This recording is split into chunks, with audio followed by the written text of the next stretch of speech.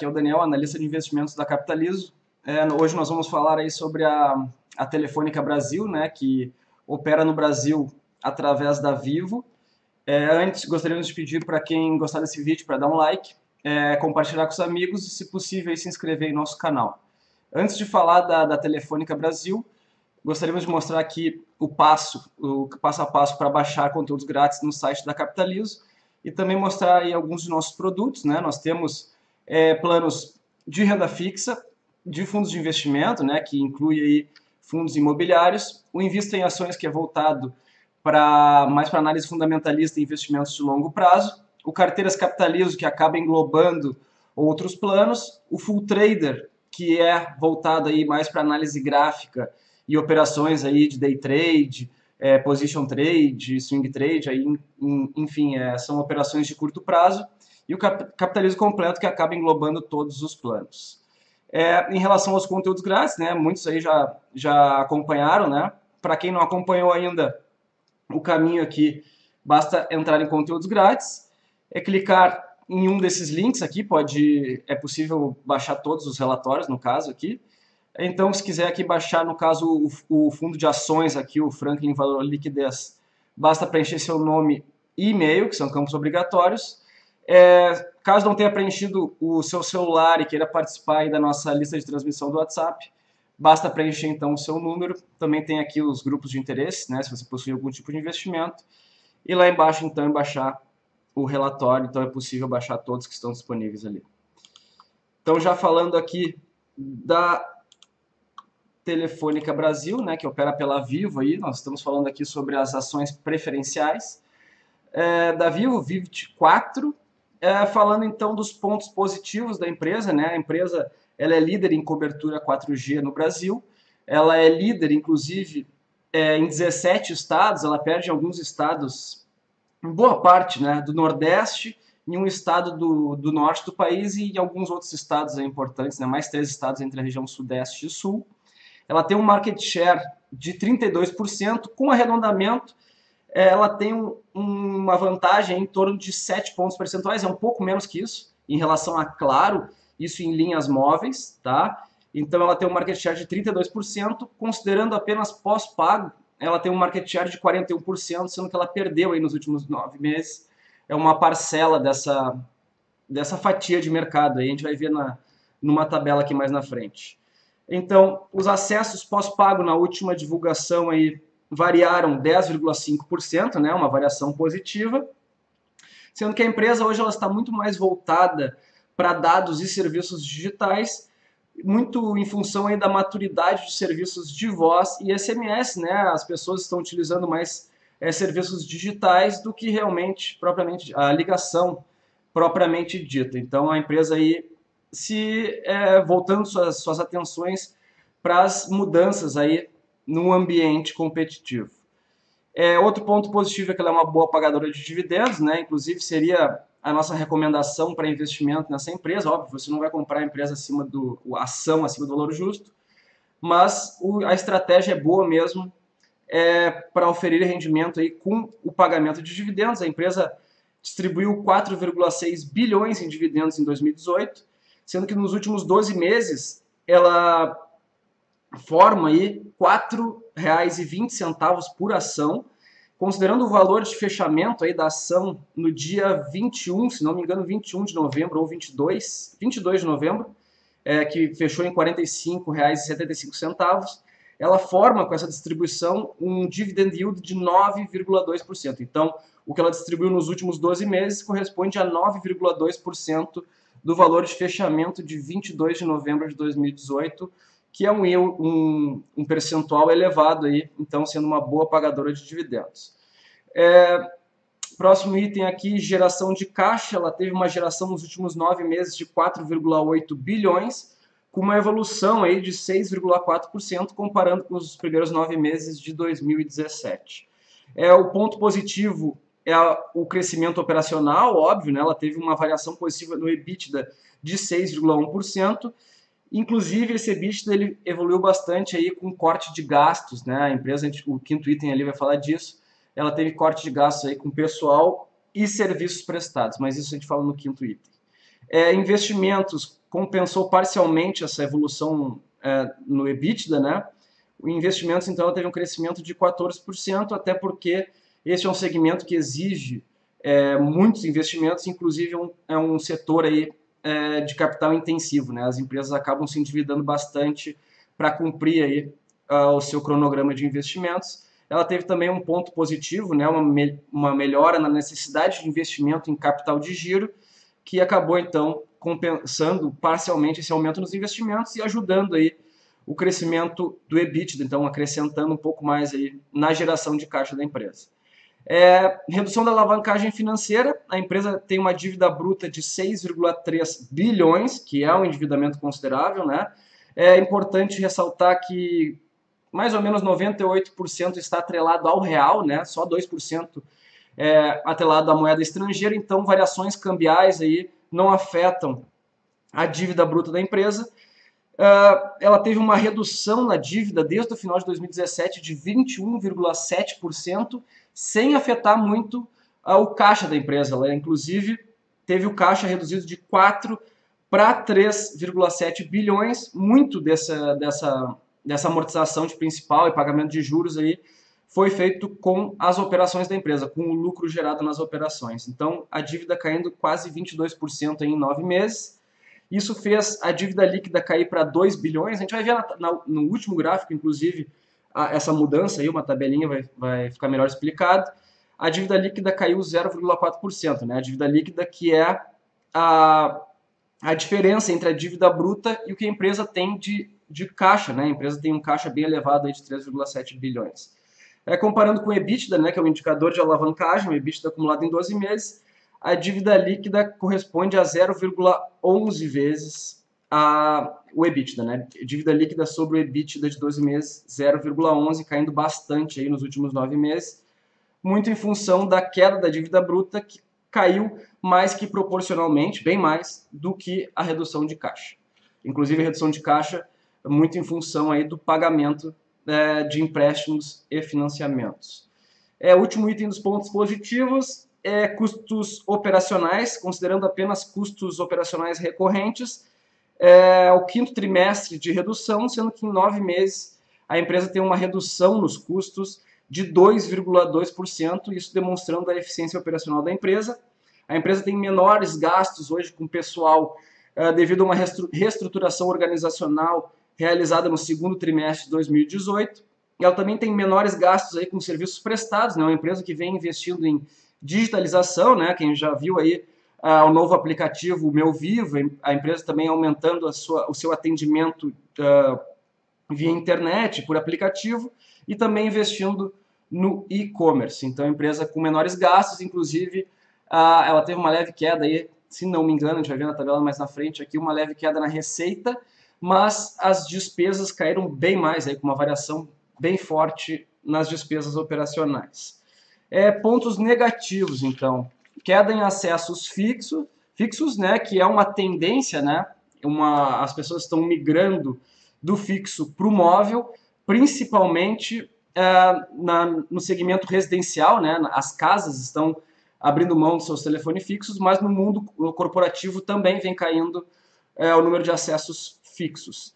Dentro do negócio fixo, né, o destaque fica por banda larga, que a empresa é segunda aí nesse segmento, né, a gente vai ver num gráficozinho mais na frente aí que a Claro é a líder em banda larga no país. Banda larga teve um leve crescimento em 9 meses de 0,3% no número de acessos. Também em negócios fixos, nós temos uma queda em TV por assinatura de 1,1%, até porque a empresa não está mais priorizando aí TV por assinatura com sinal via satélite, passando para o IPTV aí, que é uma tecnologia nova, que é TV por assinatura aí via internet.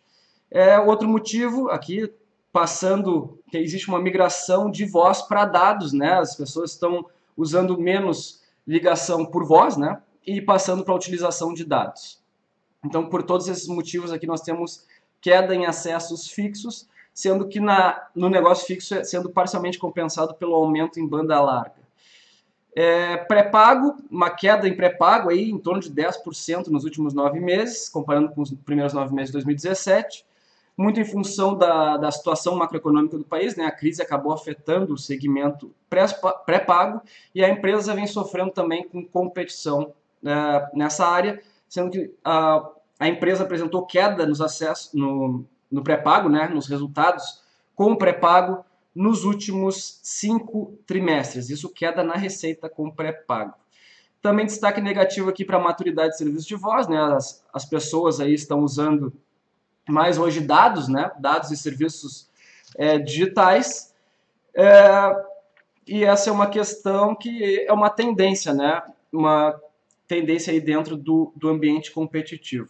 E por fim, né, um ponto que pode ser considerado negativo, uma empresa com alta capitalização, uma empresa que vale mais de 70 bilhões de reais, ela acaba trazendo menor oportunidades aí para ganho de capital. É muito mais difícil uma empresa de 70 bilhões de reais dobrar o seu valor e chegar a 150 bilhões, mais ou menos, né? É muito mais difícil isso acontecer do que uma empresa menor. Então, a alta capitalização seria um ponto negativo para quem busca ganhos de capital. A empresa está com um PL aí que gira em torno de 8,62. Esse PL está completamente distorcido porque a empresa teve um efeito não recorrente de uma decisão judicial aí, um trânsito em julgado no STJ, que exclui da base de cálculo do PIS e do COFINS o ICMS, e isso teve um efeito positivo de 1,4 bilhão. Né? Isso tem um efeito nas operações entre 2004 e 2013, e acabou correndo um lançamento aí, e afetando aí a base de comparação. Então esse PL de 8,62 teria que ser ajustado. Não é correto trabalhar com esse PL de 8,62, sendo que 8,62 seria realmente um PL bem reduzido. Passando para alguns números, então, da Telefônica, tem quase 100 milhões de clientes no Brasil, sendo mais ou menos 75 milhões em operação móvel. Na última apuração agora da Anatel, em setembro de 2018, a empresa tinha 74,4 milhões de linhas móveis, com um crescimento de 1,18%, sendo a única empresa, o único grupo de telecomunicação aí, com crescimento das grandes, né, das maiores, única que apresentou variação positiva na base anual. Cobertura de 85% da população com a rede 4G, presença em mais de 2.700 cidades. Isso aqui são todos dados do final de 2017, tá? Isso aqui pode dar uma variada aí e provavelmente aumentou inclusive a presença em cidades, como aqui a tecnologia de fibra ótica em 215 cidades. A empresa vem avançando aí nessa tecnologia aí pelo país. Provavelmente está acima desse número de cidades aí. Valor de mercado aí sim já do dia 22 de novembro, um pouco mais de 77 bilhões em valor de mercado, como eu falei, é um valor bem elevado, e uma empresa com uma capitalização desse porte aqui, ela realmente tem menor campo aí para entregar ganhos de capital para os investidores, embora acreditamos que ainda esteja um pouco abaixo do seu valor justo, e ela pode entregar sim ganho de capital, mas realmente o nosso foco hoje está para a distribuição de dividendos, até porque com esse desconto em relação ao valor justo, a empresa acaba entregando um percentual, né, um yield bem elevado. Grupo Telefônica aí já a nível mundial, a espanhola é presente a empresa espanhola em 21 países, né, ela opera com a marca Movistar na Espanha e em países de língua espanhola, e também opera na Alemanha e na Inglaterra, e ela tem aí no mundo em torno aí de 125 mil funcionários, também dado aqui do final de 2017. Passando aqui então para mercado, né, o market share aqui são dados arredondados. A Vivo é líder no segmento móvel aqui, né, em linhas móveis, com um market share de 32%. Em segundo a Claro, TIM com 24% e Oi com 17%. A empresa perde ali então no market share em banda larga para a Claro, em torno de 5 pontos percentuais de diferença. A Claro líder do mercado aí em banda larga. Inclusive, a Claro aumentou aí essa diferença, que foi pouco, mas aumentou agora em setembro. Aqui são os estados onde a Vivo é líder, né, na cobertura 4G. Ela perde aqui em Santa Catarina e no Paraná, na região sul. Ela perde na região sudeste, né, em Minas Gerais, né, aquele grande estado aqui, esse estado maiorzinho aqui no meio. Na região norte, ela perde no Tocantins. E o maior número de estados, né, o principal a região que seria o maior desafio para ela seria então no Nordeste, sendo que ela ganha aqui, né, ela tem a liderança na cobertura 4G somente na Bahia, no Sergipe e no Piauí. Então, tendo outros 6 estados aqui que a empresa não é líder em 4G, inclusive no Maranhão aqui também. Então, 17 estados que a empresa é líder aí na cobertura 4G, o que mostra aí o porquê que ela é disparada, é líder, inclusive no pós-pago, né, com uma participação de 41% e considerando linhas móveis, 32%. Aqui, como eu falei, né, o pós-pago ela tem um market share de 41,1%, né, teve uma leve queda, ela tinha 42% em setembro do ano passado, teve uma queda então de 2,2 pontos percentuais então, na participação de mercado em pós-pago. Acessos móveis, destaque positivo aqui para o aumento no pós-pago, tá? 10,5% nessa base aqui, comparando os 9 meses de 18 e os 9 meses de 17. Então, compensando aqui boa parte, né, ao tudo, até porque o total de acessos móveis caiu 0,2%, mais do que compensando, então, o pós-pago, o pré-pago aqui, caindo 10% nessa base, então, sendo os principais destaques. Quem quiser parar o vídeo e dar uma olhada melhor nessa tabela também é bem interessante. Aqui, então, os dados, né, divulgados já aí o DRE, né, os resultados da empresa, destacando, então, receita operacional líquida com uma variação positiva de 0,6%, mas a receita com serviços com uma queda de 0,7%, sendo que esse movimento aqui muito impactado pela receita líquida do negócio fixo, queda de 3,9%, gerando então 0,7% de queda em serviços. Essa variação positiva na receita operacional líquida também, então, por causa dessa variação positiva na receita líquida de aparelhos aí, que vem de uma estratégia de vendas forte aí da empresa, então com uma variação forte na receita com aparelhos, sendo que aqui na base trimestral já apresentou uma forte evolução de 72,4%. Aqui, ó, a gente pode ver o EBITDA sem o ajuste, né, daquele ganho com o trânsito em julgado do STJ. A gente tem uma variação muito forte aqui de 27,9%, mas desconsiderando, né, tem esse doisinho aqui no balanço da empresa, explica que é por causa desse ajuste aí em relação a esse ganho. Então, com o ajuste, a empresa teve um EBITDA 6,1% maior do que os primeiros 9 meses de 2017. Então, mesmo com o ajuste, ela teve um ganho no EBITDA e até voltando lá para aquele assunto da geração de caixa, a empresa conseguiu gerar bastante caixa aí com as suas operações.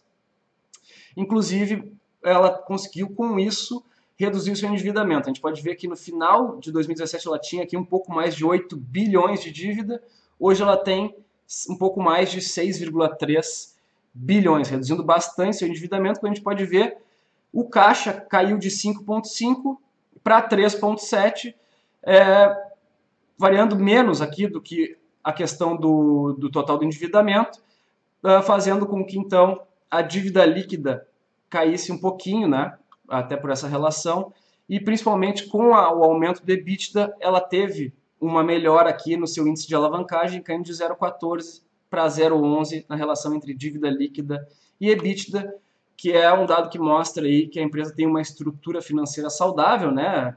Ela tem 6,3 bilhões em dívida e mais da metade disso, né, somente em caixa em aplicações de alta liquidez, né? E mais que isso, o EBITDA é suficiente para cobrir a dívida líquida. Então ela tem caixa, ela tem resultado operacional e a empresa então tem uma situação saudável. Quem olha só o endividamento se assusta, né? 6,3 bilhões é um montante elevado, mas pelos indicadores a gente vê que a empresa tem uma situação saudável.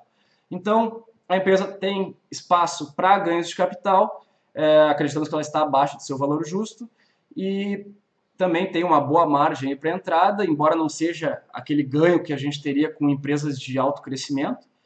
E a empresa tem, então, principal estratégia para investimento aí com distribuição de proventos. A empresa tem uma característica histórica aí de boa pagadora de dividendos, inclusive com o que se paga hoje aí pela ação, é possível oferir aí um dividend yield bem elevado. Tá certo? Então, em relação a Vivo, é isso. Até o próximo vídeo e um abraço.